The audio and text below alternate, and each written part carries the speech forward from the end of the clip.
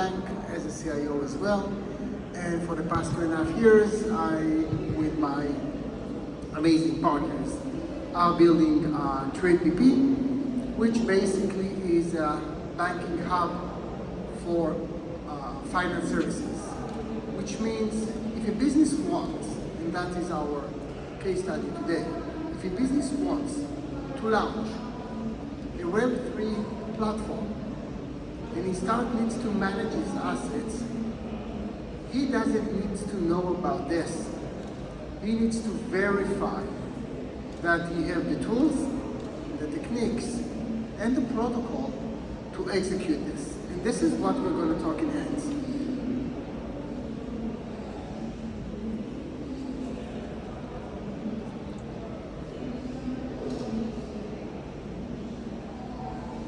All right. We all know about what is an attack surface. Attack surface basically represents what we need to take in consideration while we want to launch our solution. So when we're talking about Web3, and I do agree with George before me, we need to have understanding about the implication of what we're going to do. We have compliance issues, we have security issues, we have attackers that actually want 24/7, 365 to steal our money. That's the goal of it. It's a very simple goal. We know that our smart contracts, because we are on chain, because everything is managed, I don't need anyone to connect, I don't need anyone to approve, I don't need anyone to complete the process before execution. So smart contracts are basically the element that allows us to be replaced by a mechanism that will do it automatically. I will talk about smart contracts in a second because that was the root cause of our incidents that we're going to talk about in Bybit. The implication of that vulnerability in that smart contract that was approached by an attacker was that at the end of the day, we created something that's called bridging. Bridging is basically my customer was helped. My customer will not be able to get access to their funds, to their gaming platform, to their assets, because of my service provider, which in our case had a bridge, was unable to provide the telemetry of his funds, which means how do I protect my supply chain? Remember, I'm a gaming platform, or I sell IWC watches, or I create an app that allows wealth management. I create my token to provide my customers the ability to use it. If my service provider having a bridge, that implicates me, and this is what we're trying to speak today. For those of you that are not aware what happened in Bybit, this was recently, less than a year. Unfortunately, they lost $1.5 billion. The reason it happens was very simple. The reason it happens is because along the chain, they did not do the right security to prevent changes in their production environment, which represent, by the end of the day, the customer sites. Remember, as we started by saying at the beginning, I have a platform which I provide tokens to use. I cannot have access to the tokens because my service provider now is down. How do I prevent that? Bybit is a very good, very strong, one of the top leads in the market. I have zero bad things to say about them. But the root mistakes was a decision based on lack of information. To my left, to your left, you can see what was the problem. The CEO is having a monthly reconciliation, transferring funds from the cold, isolated wallets to a different address.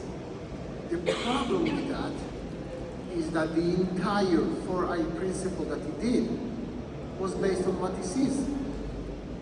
Meaning that if the attacker gained access to the smart contract, basically he saw the correct address. What he did not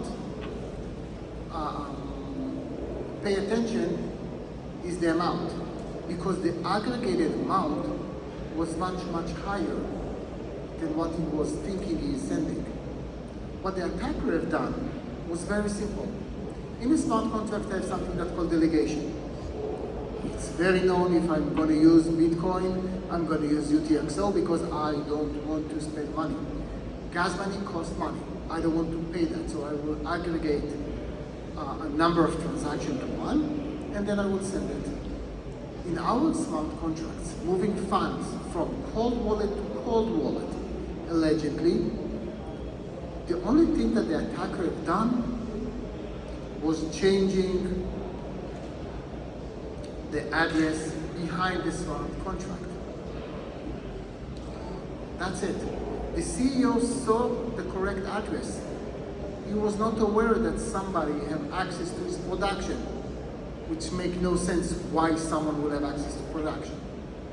Still, someone making change in the production environment. Why someone is making change in the production environment without alerts.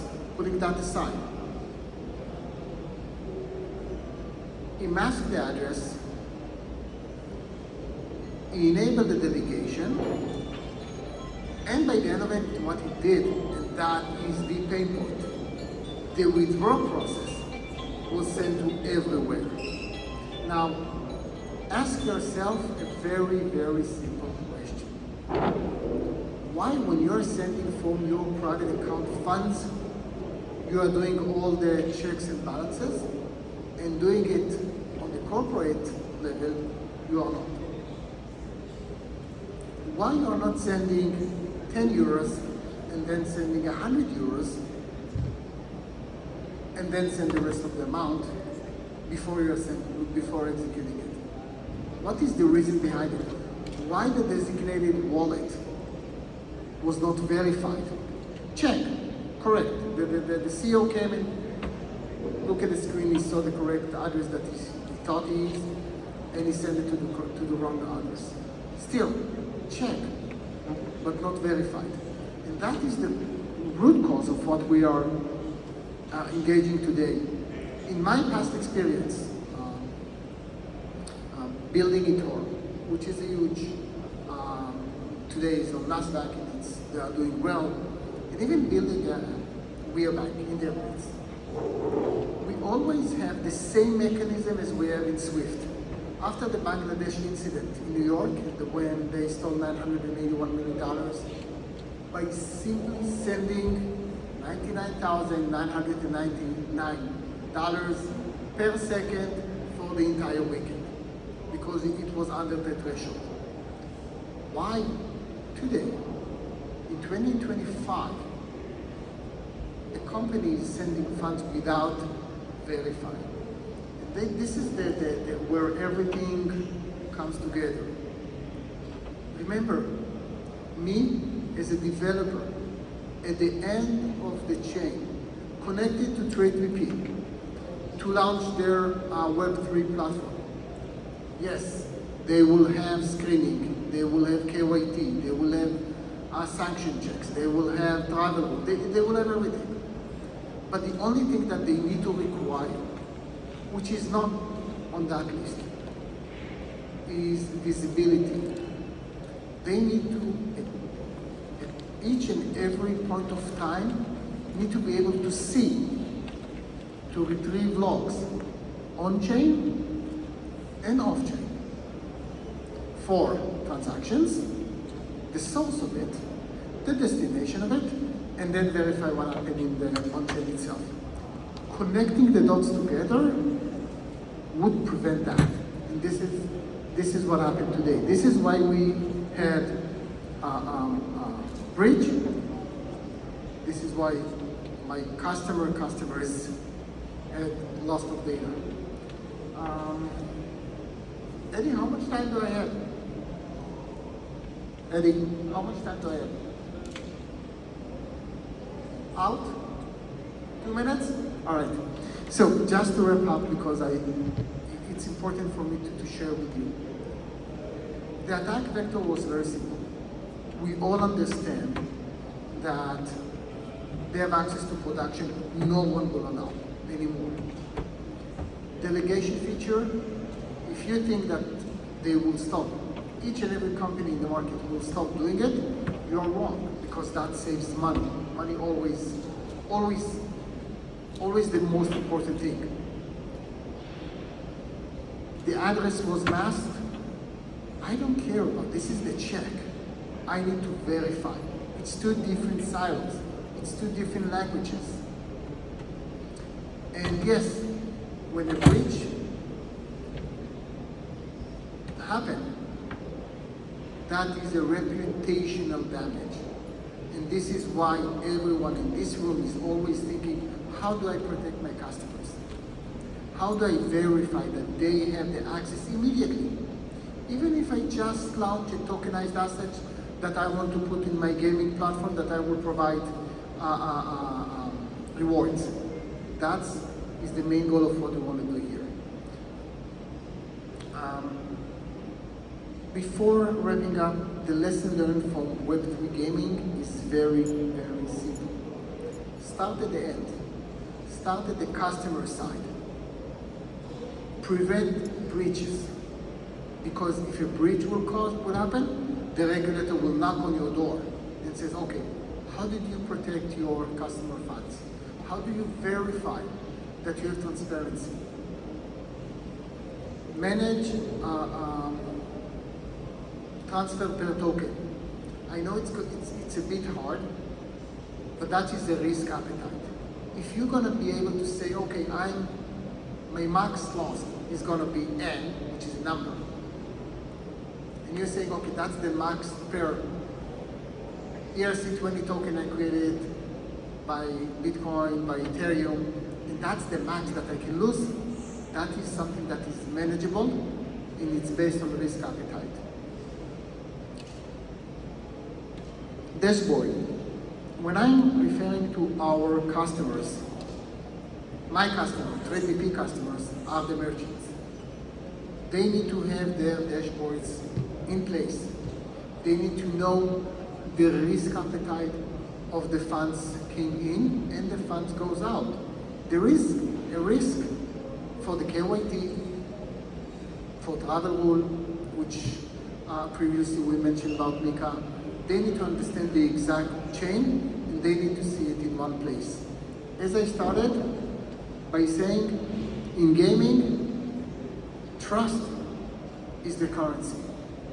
If you will safeguard your funds, you will provide your customer visibility, you will be able to see that the market will go there.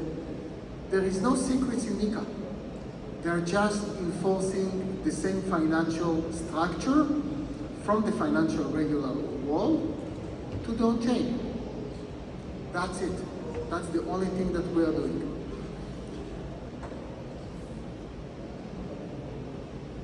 If you have any more questions, if you want to learn more, if you want to understand how do you create a smart contract, if you want to understand what is delegation, if you want to execute smartly, don't hesitate to contact us. I will be more than happy to answer any question you may have.